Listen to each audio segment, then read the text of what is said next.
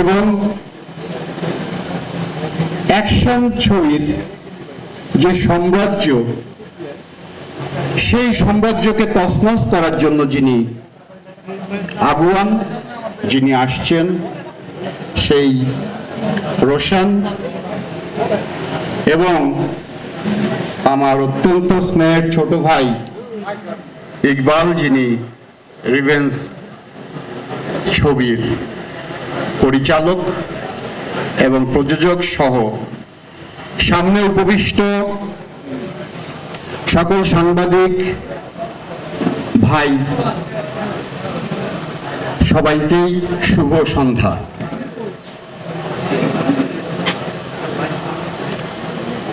প্রথমেই একটি কথা বলতে চাই আপনাদের উদ্দেশ্যে, সেটি হচ্ছে, আমি যদি আমার অভিজ্ঞতা থেকে বলি, দুলাল খান সিনিয়র সাংবাদিক বলে গেল, আমরা কিন্তু ছোটবেলা থেকেই চিত্রালী দেখা লোক।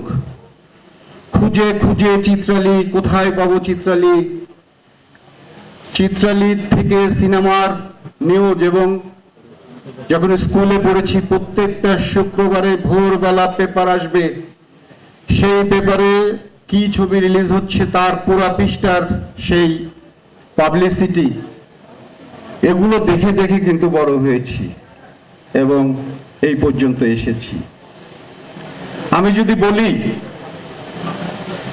যে সেই সমস্ত সময়, সেই দিনগুলোতে কোনোদিন চিত্রালীতে, কোনোদিন অন্যান্য যেগুলো সিনেমার পত্রিকা ছিল, বহুত ম্যাগাজিন ছিল এবং বহুত নাম করা সাংবাদিক, প্রথিতযশা সাংবাদিক, আমার মনে পড়ে না কোনোদিন আমাদের এই চলচ্চিত্র নিয়ে কখনোই কোনো নেগেটিভ নিউজ করেছে।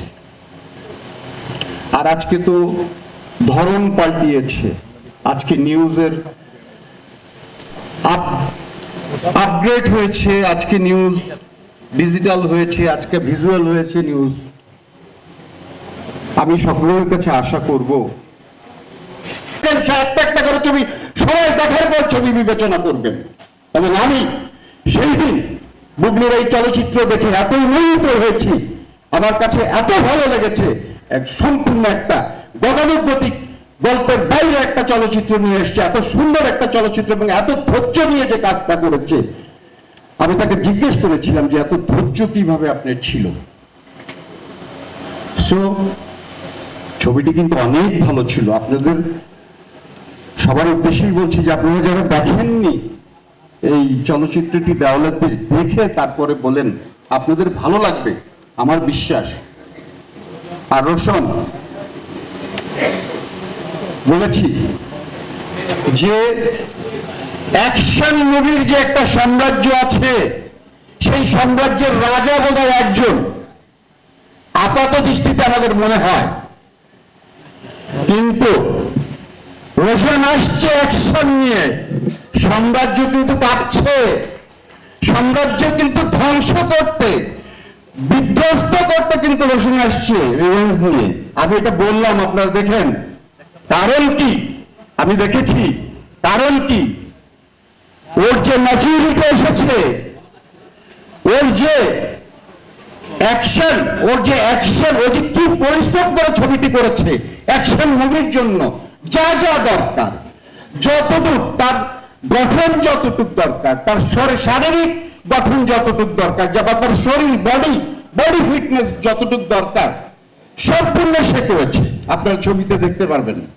এবং সে, আমার মনে হয় তার আর বেশি দিন লাগবে না এই অ্যাকশন মুভির সাম্রাজ্যে সে তারকা হয়ে কিছুদিনের মধ্যেই আমাদের সামনে উপস্থিত হবে এই রিভেঞ্জ ছবির মাধ্যমে।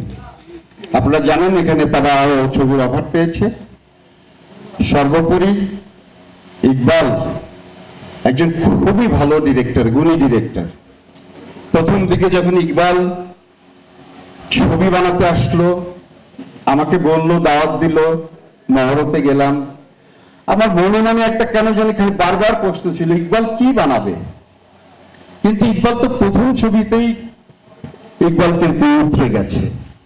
প্রথম ছবিতে তো আমরা বলেছি, সবাই দেখে বলেছি যে তার যে প্রথম ছবি ছিল আমার কাছে মনে হয়েছে যে বোম্বের চলচ্চিত্র দেখছি। সো ইকবাল খুবই মেধাবী পরিচালক। ইকবাল হয়তো ওর একটা হচ্ছে, এটা দোষ বলেন গুণ বলেন, ও হচ্ছে যে মিথ্যে কথা বা অনেকে ইকবালকে নিয়ে সমালোচনা করে, কিন্তু সত্যিকার অর্থে আমার স্নেহের ছোট ভাই, ওর মনটা অনেক ভালো, ওর মনটা অনেক ভালো। যার মন ভালো তার সবকিছুই ভালো। আজকের এই ইকবালের আমরা দেখেন, আর হচ্ছে যে এইবারও কিন্তু আমি প্রযোজক ভাইদের ধন্যবাদ দিব যারা বুঝেছেন। এইবারও কিন্তু অনেক চলচ্চিত্র আমরা দেখেছি সেন্সর বোর্ডে, সবাই বলেছে ঈদে আসবে, কিন্তু ফাইনালি আমি দেখলাম যে 4টা মুভি আসতেছে। আমাদের কথাগুলো শুনেছে, কারণ হচ্ছে যে 8টা 9টা 7টা মুভি রিলিজ করে প্রযোজকরাই তো ক্ষতিগ্রস্ত হয়। আমাদের হল নেই, হল সীমিত। হ্যাঁ, যখন 11টা আমরা দেখেছি 13টা মুভি রিলিজ হতে, তখন তো 450-500 হল ছিল, পোষায় যেত, কিন্তু এখন আসলে পোষায় না। সবগুলো সিনেমায় তো আমরা যেগুলো ঈদে রিলিজ করতে চাই বাজেট দিয়ে বানাই, এটা অনেক বাজেটের ছবি। এবং দেখেছেন যে কি আমার কাছে মনে হয়েছে, গানগুলো দেখেন কি কত সুন্দর, আপনারা দেখেছেন, ছবি দেখলে তো আরো বুঝবেন গানগুলো কত। আমার কাছে মনে হয়েছে যে বোম্বের কোনো হিরো হিরোইনের গান দেখছি আমরা। যদি তার ফেস দুটো অফ করি তাহলে মনে হবে যে বোম্বের হিরো হিরোইনরা এখানে গান করছে বা নাচ করছে। তো যাই হোক, বুবলির জন্য শুভকামনা, রোশনের জন্য শুভকামনা এবং ইকবালের জন্য শুভকামনা। সবাইকে আবার শুভ সন্ধ্যা। ধন্যবাদ।